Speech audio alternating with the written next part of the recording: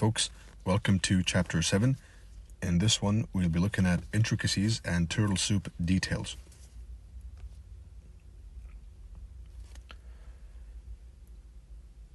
The main topics will be, what are some price action details we should pay attention to when trading time-based models, turtle soup intricacies, and the bulk of the chapter is going to be addressing higher time frame order flow.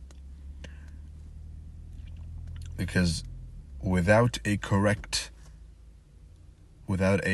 good grip on the higher time frame order flow, your turtle soup will fail because you'll be trading the distribution instead of the manipulation, thinking it's manipulation, right? Has that happened to you before?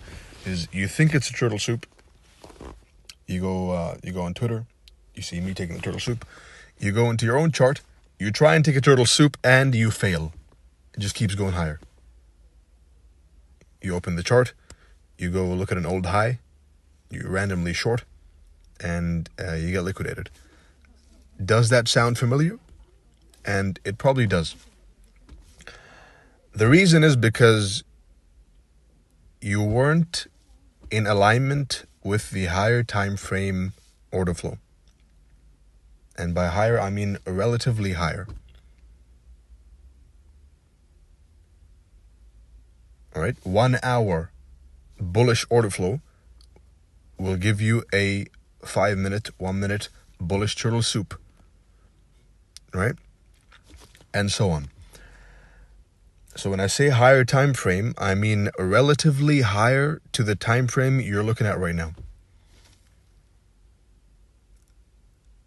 That's in specific, but in general, when someone is saying higher time frame, when you hear ICT or me or anyone saying higher time frame, then usually what is referred to is the weekly and monthly charts. They are where the bulk of the volume lies, and they are where smart money and the institutions go hunting. All right, so the biggest moves, logically, will come from the monthly and weekly charts. And speaking of time frames, there are some other ways to customize your time frame if you have TradingView Premium, and that can give you some insight into, for example, the weekly chart before it closes, right, with the 5-day chart. But that's a topic for later. All right. For now, we focus on these 3 points.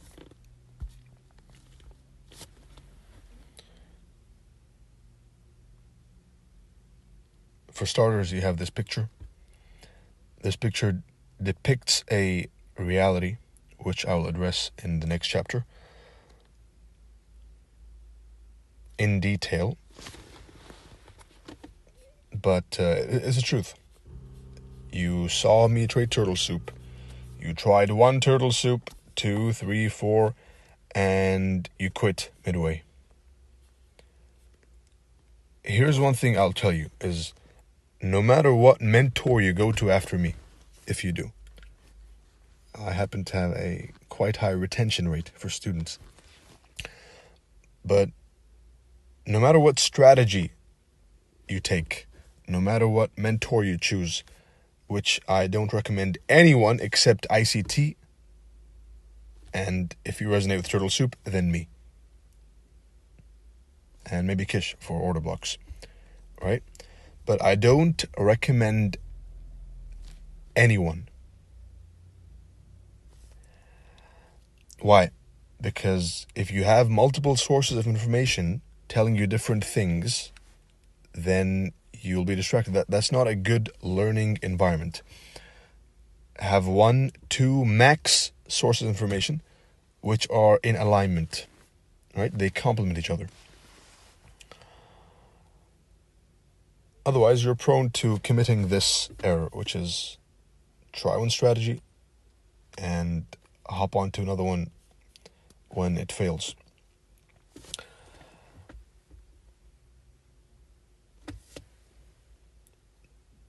There is a more in-depth discussion in the next chapter, but for this one, I will stop there. The learning curve of price action is 4 steps. No matter who you are in the entire world, from the moment you enter the market, from the very moment you sign up to MT4 or whatever broker you have, and from the moment you choose this path as a trader, or some sign up before choosing the path, from the moment you choose to be a trader, there's 4 steps you'll go through. Step 1 is receiving the information, and this learning curve is referring to the learning curve of analysis, right? And then it transitions into execution. Step 1, receiving the information. So I'll tell you the stuff I've told you in chapter 1, 2, 3, 4, 5, 6, 7, 8. 6 is cancelled. Step 1 is receiving the information.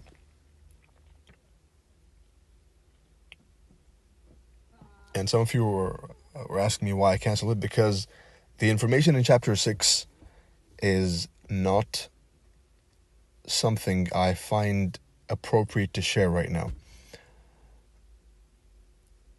Because obviously I can't give you everything at once. That is just counterproductive to you, right? So chapter 6 had some information in it, which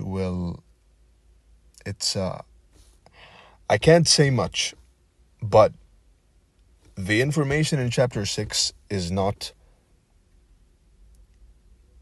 at the level that you are studying right now. And I know there's some pretty advanced students in here who might have got their ego hurt by that, but it's the truth. And for those who are observant and astute and have a good memory, remind me of chapter 6 later on. Anyway, back to the presentation. The learning curve, step 1, receiving the information. Step 2, witnessing it work. Step 3, trading what you witnessed work. Step 4 is fixing the execution mistakes. Because forget profiting for a second.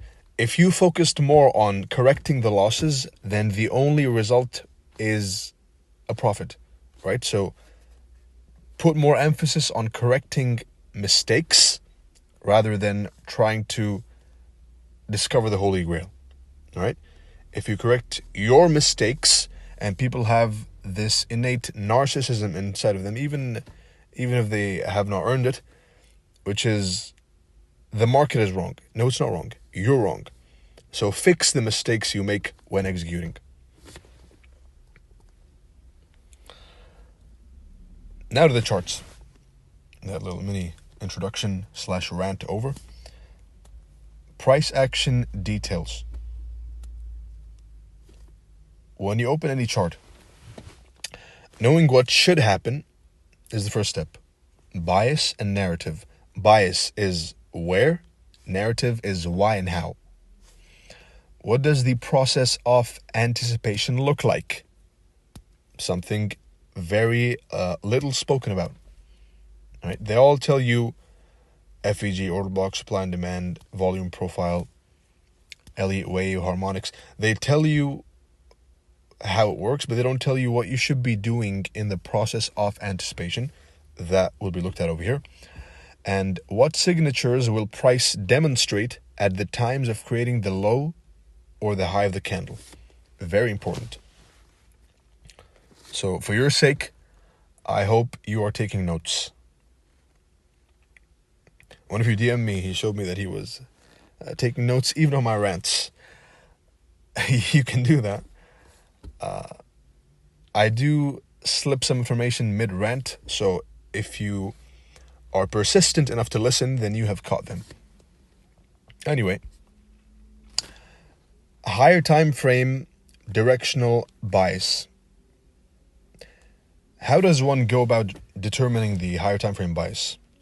Because as we know, it is a critical element of a successful turtle soup consistent trader, is correct identification of the higher time frame directional bias. And this is something I introduced to Twitter last year. Before I came on Twitter last year, I noticed that everyone, with very little exception, were trading market structure shifts and breakers and order blocks. Right? Even order blocks, not that many. But they all waited for the market structure shift and the OTE and the FVG. Those were the hot ones. Nobody paid attention to one of the most key elements, and I find that ironic, which is the higher time frame, the higher time frame directional bias. Now, of course, 1 year later, as you can see, the effect is palpable. The higher time frame bias has become the norm. Yet they still don't know all the details, and I will gloss over some in this one. So, how does one go about determining the higher time frame bias? Highs, lows, FVGs, opens, and closes.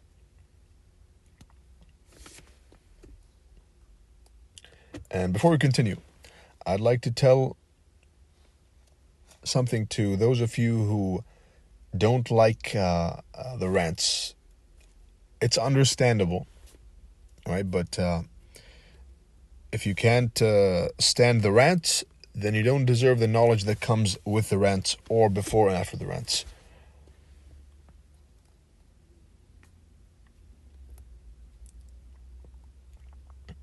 Ask questions when determining a higher time frame directional bias. Ask questions such as, what is a safe low as a stop loss? What is a conservative target? What opening price are we respecting or disrespecting? What PD arrays are we respecting / disrespecting? What breakers are we respecting or disrespecting? What are the odds a gap doesn't get filled? Because as you may, if you've been trading ICT for more than 3-4 months, then you know that sometimes you mark an FVG and the FVG doesn't work, right? Why does that happen? Why? Are they using down close candles for support? Or are they using up close candles to sell? As we know, smart money buys in down close candles during a bullish or a buy program, and they sell in up close candles when you're bearish. When you ask these questions to yourself, then ask yourself also why. What is a safe low as a stop loss? The low that rebalanced in FVG. Why? What is a conservative target? Those equal highs. Why? Because they overlap with a higher time frame FVG, and a higher time frame FVG, which has equal highs on the low time frame, is a high quality target. That's an example. Market profiles, an important topic. The market makers, they don't move price in vertical lines, right? That's not wise.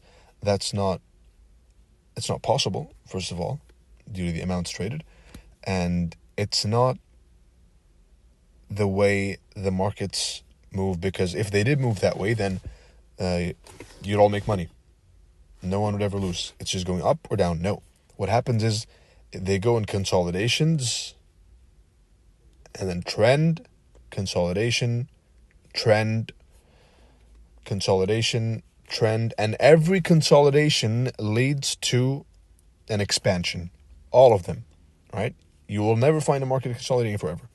And if you do find a market that is consolidating for a long time or for an extended period, and I say period relative to the time frame you're looking at, even the consolidation, this one over here, for example, has a trend within it, right? But generally speaking, money moves in consolidations and trends, right? That's how the markets are made.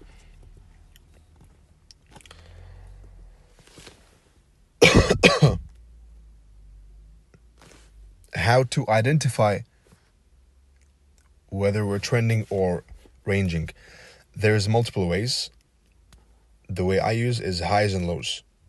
All right, so are we rejecting lows and breaking highs, or are we breaking lows and rejecting highs, bearish, or are we ranging, which is rejecting, showing lack of will to break out of the high, right? Showing the will to remain in this consolidation, respecting both highs and lows. It's a choppy market. You wait for a gap in one side before exiting the range, right? So when you're ranging, then you wait for a gap to form, and whichever side the gap forms,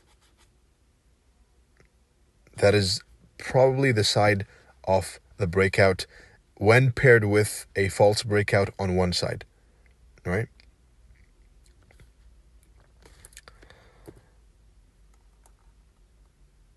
If you didn't catch the last part, then watch it again.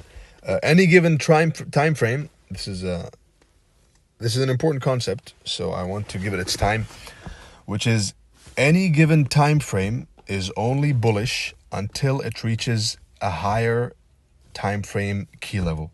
Any given time frame is only bearish until it reaches a higher time frame key level. And this one is a very important one. I've hinted at it publicly, but this slide you're watching right now, this slide is how you're going to trade and make money even when being wrong on the higher time frame. Pay close attention. If you're listening to it, come watch. Put everything down, take your cup of coffee, and watch closely.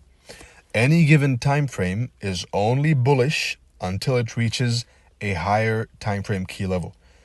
Any given time frame is only bearish until it reaches a higher time frame key level. What does this mean? This means that gaps on the 5-minute time frame will only be respected till we reach a 15-minute key level. Order blocks, up close candles, or down close, on the 15-minute time frame will only be respected till we reach a 1-hour key level. A 1-hour key level. Highs and lows on the 1-hour time frame,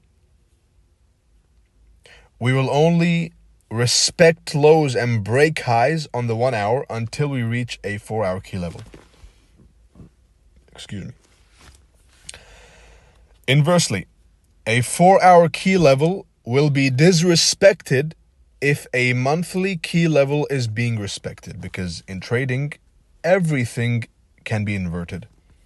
Order blocks, breakers, FVGs, even concepts. A famous saying of mine is, every exit is an entry and every entry is an exit. All right? And really ponder over that. Ponder over the fact that every entry of smart money is an exit of smart money, and every exit of smart money is an entry by smart money.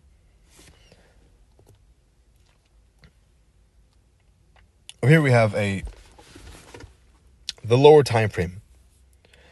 We are respecting bearish PD arrays, correct? Bearish premium PD arrays. Premium and discount, it's a long topic. But in summary, don't buy a bullish FVG unless it's in discount. Don't sell a bearish FVG unless it's in premium.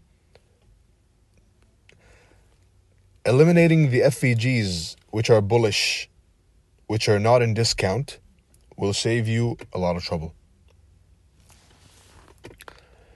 So now we're respecting this premium bearish PD array. However, we have reached at a discount of this leg, and this leg is more important than this leg because we have a low, we have a high, we have a lower low. Everyone's selling down here, right? And then we have an expansion wave.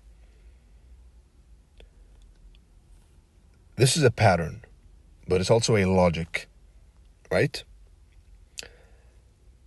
The market makers, of course, when you see the higher time frame, you'll understand, but the market makers sunk price below this low to accumulate as many positions as they want, right? And they will distribute the positions they accumulated below the lows above the highs, one by one, 20, 40, 60.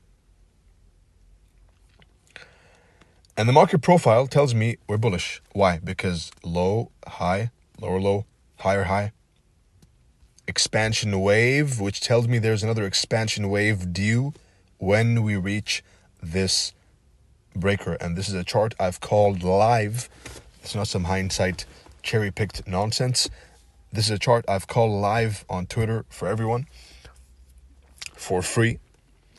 And there was a lot of money which could have been made by this chart.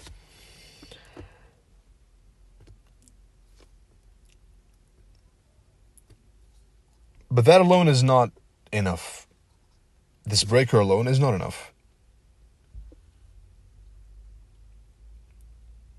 If you go to the higher time frame, we're respecting this bearish weekly PD array, right? Sell, sell, sell, sell, all the way down. You look for weekly open, sell in the wick, down. Weekly open, sell in the wick, down. Weekly open, sell in the wick, and it crashes down. So all during a sell program, you're looking to look for sells. Avoid buys in a bearish trend. And avoid sells in a bullish trend. If you focused more on trend versus counter trend trading, then you'd make a lot more money. And all trends start with turtle soup right here. So the lower time frame is respecting bearish PD arrays. However, we have now reached, on the higher time frame, we've reached a higher time frame PD array, right? And as usual, rejection blocks give you a retracement before finally targeting the wick. That's another concept. So, are you bullish or bearish here?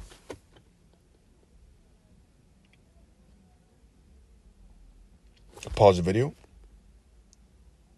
Think for 5-10 seconds, because that's the amount you should be spending before spotting something for it to be considered high quality.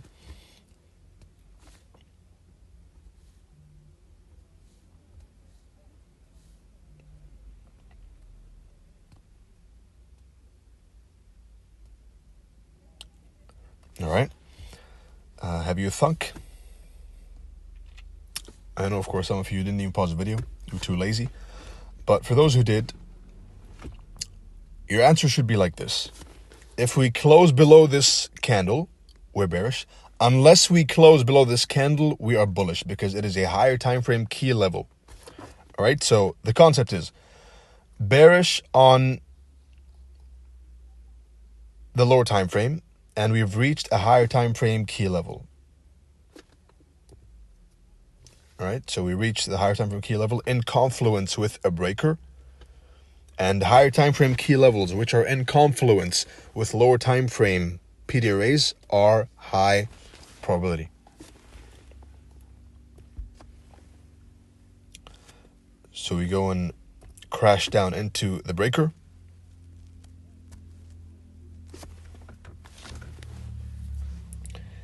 We then smack into it real hard, which is what I like to see. When I map a key level and we smash down into it, I like to see that versus slowly sinking and dragging it out, because normally when they drag price and it's really taking its time to reach the key level, then I consider that a less quality setup. in general.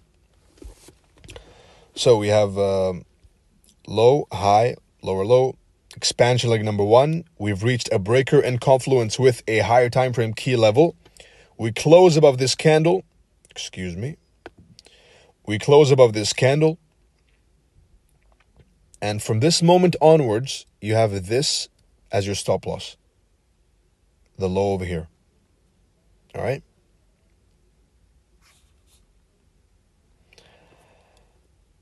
Some things to note.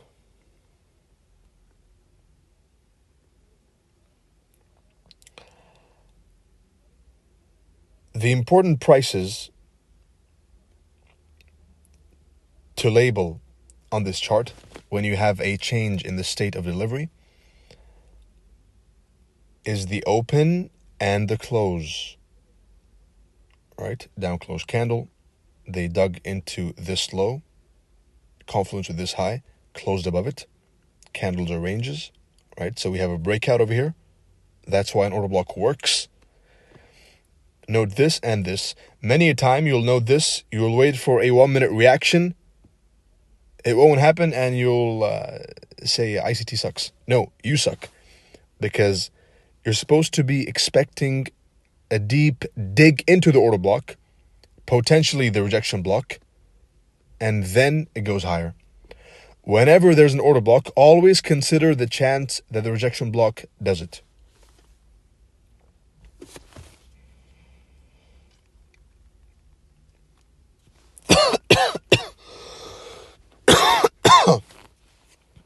Excuse me.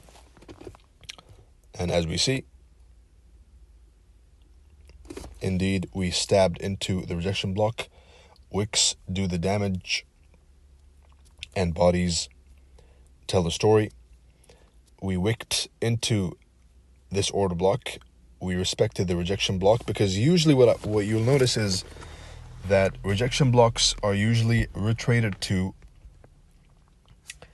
more often than not. So if you have a long wick or even a stubby wick, right? If it's not a thick candle and there's any form of wick, then consider that price will go and fill that inefficiency, because that's what it is. It's a form of inefficient price which needs to be rebalanced. Now, next on to the topic of closes versus wicks.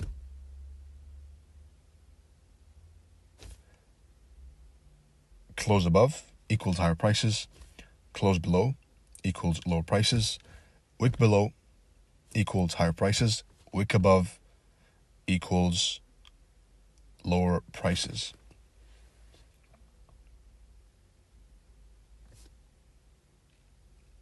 In this example, we have a range, prices ranging, right? Now, in every single range, we have a range high and a range low. What does this mean? This means smart money is accumulating. What does that mean? It means they're generating interest on both ends of the range. They're breaking down, and I like ranges to happen over an extended period of time. If it's 1 or 2 candles, no, it has to be multiple candles. 20, 30, at least 20, right? So I like price to range for 20 candles, and then accumulation, generating interest on both sides of the market. We have buy stops up here, sell stops below here, right? We then dig deep into the sell stops. Everyone's bearish down here. In fact, this is also one I called live, but I don't think I was on Twitter back then, so I had to witness it with my buddies. Down here, everyone was very confident in gold being bearish. And this is gold monthly chart, except me. And the reason was, this is a spring. If for those of you who have studied Wyckoff, that is one way to look at it, which is a spring. And my buddy, who is also a trader and an analyst, he told me that Check out gold. There's a spring on the monthly.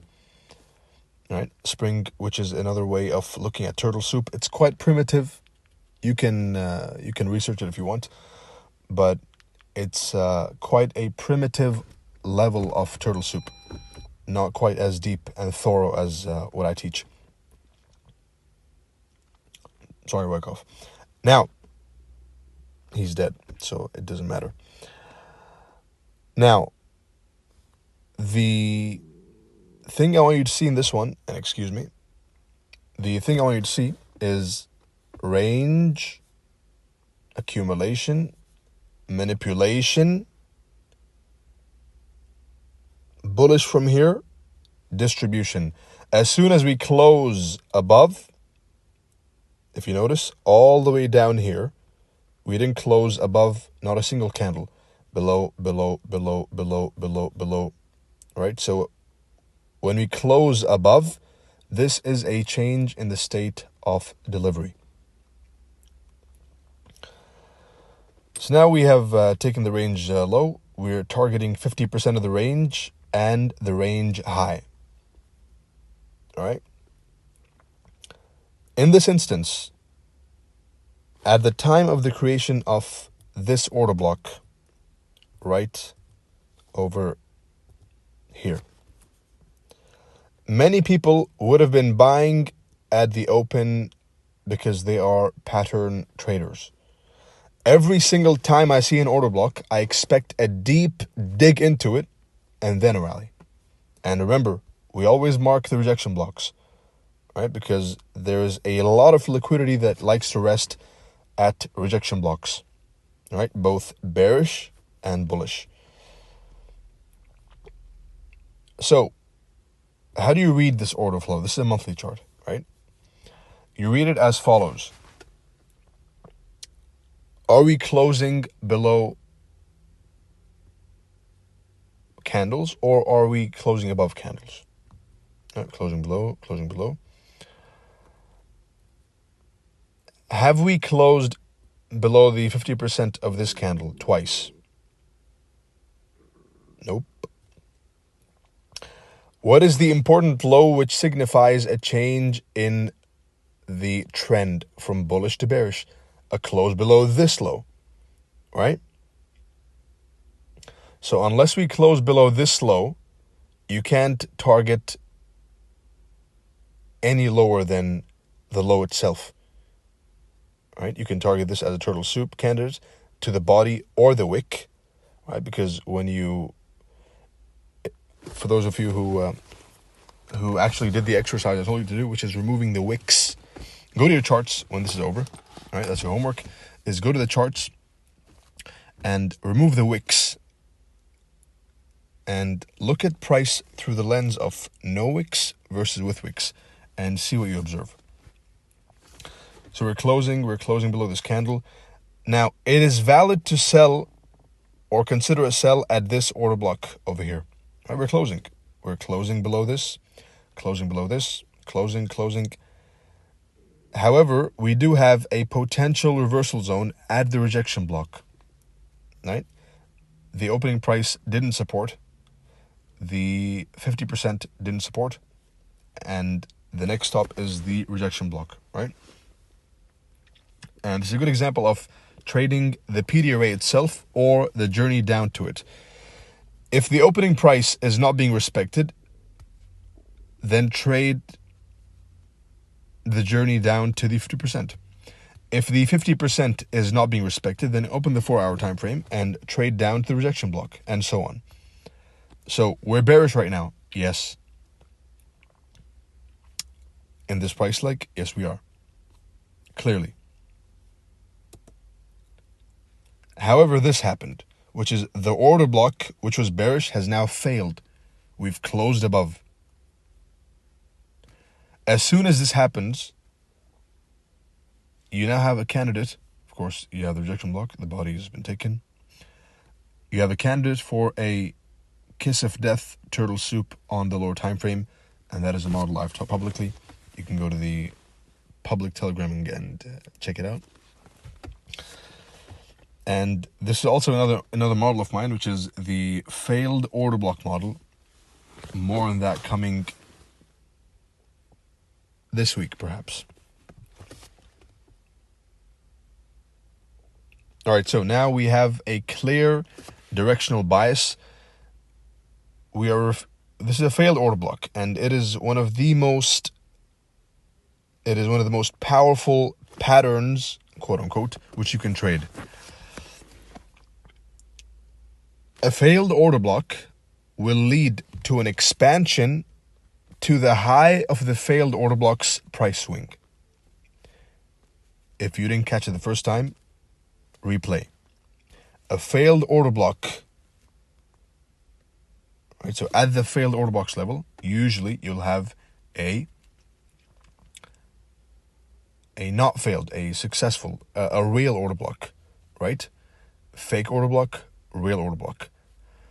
Because if we're disrespecting the bearish one, then we must respect the bullish one. There's no third option. All right, so the failed order block produces an attack from smart money on the high of the price swing of the failed order block. All right. Pair that with range high, range low. Target is going to be, this is a magnet over here. You have those equal highs. So the magnet is up here. And this chart is not some hindsight cherry-picked nonsense. This is a chart I traded myself, and I warned you where it's going to go. Right from here. So when you're down here, I had warned of I had freely given out money to the world by telling you that from this point onwards, gold is going to go to all-time highs. And over here, stick to the bias as long as we don't close below the rejection block. And of course, not surprisingly, range low, range high.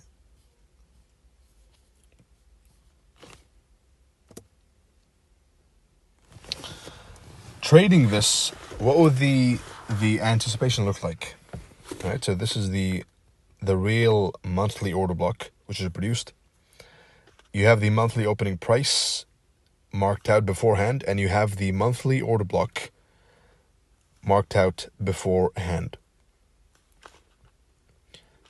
Open, do nothing before we reach the monthly order block. We reach the monthly order block in week 2 of the month. As we know, week 2 and 3 have a high chance of producing the monthly high or low, especially week 2, right? And as we know, I'm looking for open, decline into key level violently. That's what happened. And at the key level, we show signs of bullishness.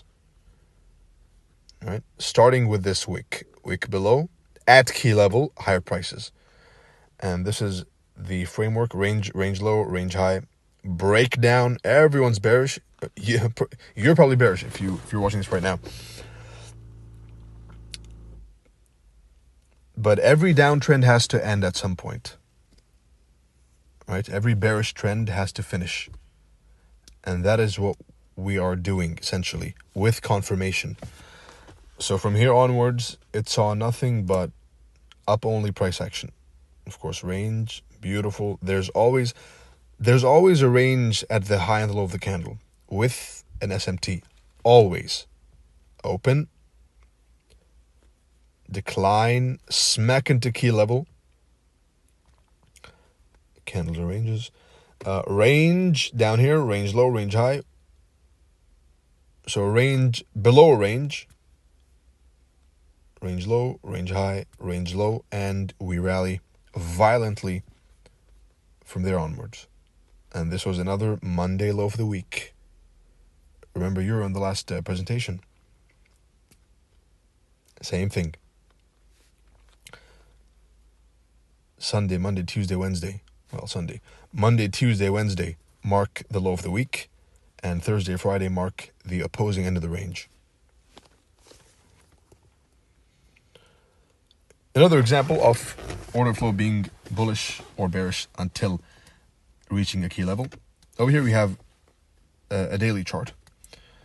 Closing below candles, respecting bearish PDRAs, disrespecting bullish ones, so we're bearish.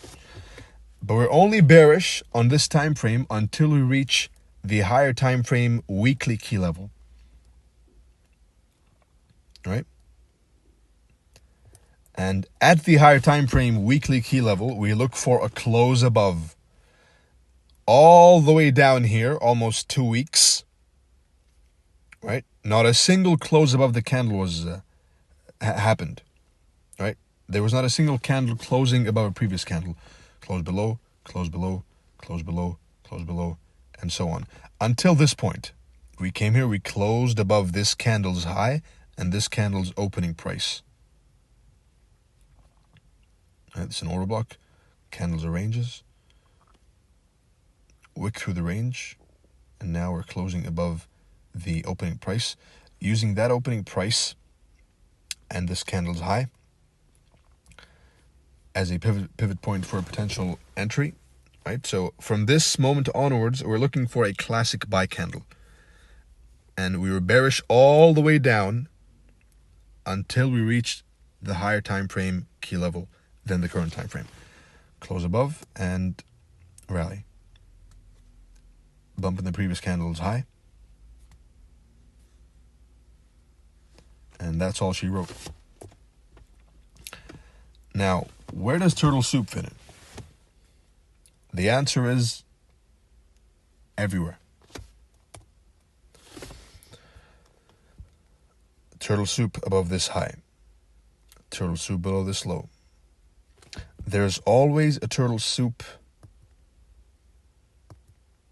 and or a failure swing in every single chart you see. Going back to the previous examples, skimming through them. Same thing, turtle soup, turtle soup, turtle soup. It looks cherry-picked in hindsight, but this is a trade I took by myself, and you've seen me call this for the past year with an accuracy of over 80%. A little bit over 80%. That's something you will never see anyone do, ever, on Twitter. Unless they are one of my mentees, then perhaps. But don't be discouraged if you see the turtle soups after the fact, but you seem to struggle seeing them during the fact. That's normal. That is part of the development, and you must persist and ask yourself why. Is it because you're blindly entering? Are you looking for SMT? Are you looking for a change in the state of delivery? Are you waiting for closes? These are all questions you should answer yourself.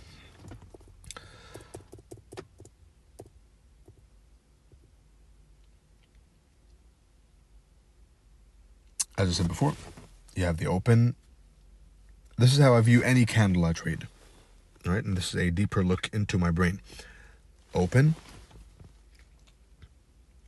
Rally. Excuse me.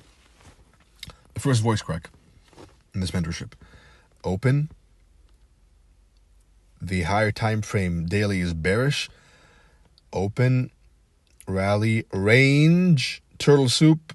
Decline. That's during 1 o'clock onwards.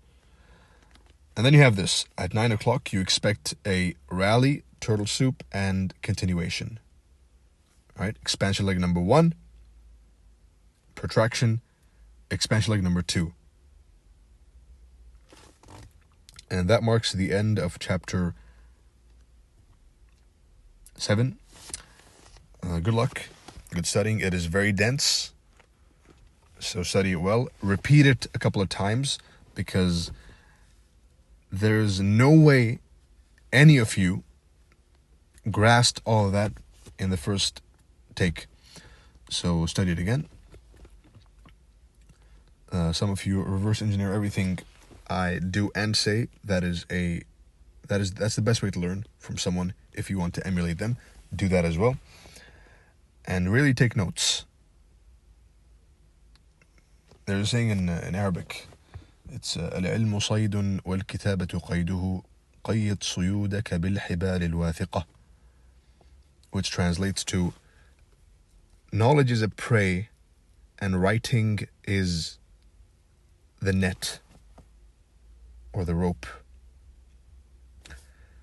Catch your preys with thick nets, or thick ropes. And on that note, I wish you good luck, good trading, and see you in the next one.